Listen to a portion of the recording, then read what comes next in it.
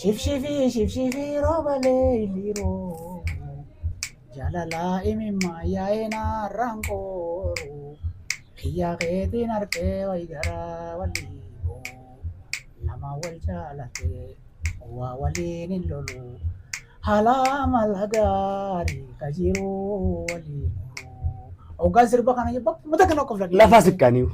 koflan Dhufe jedhi. awoo gabariina dhufte beekee haalli sabboonna kana inni kana ooyiruu na fuudhee warri gabareen hundi ooyiruu sabboonni siyaati Garuu eegaa goojjoo jira kacha keessa galanii kana maaltu mana galchana Goojjoo jiruu dhadhaabni sunis irraa waan ishuuf kaa'uuf.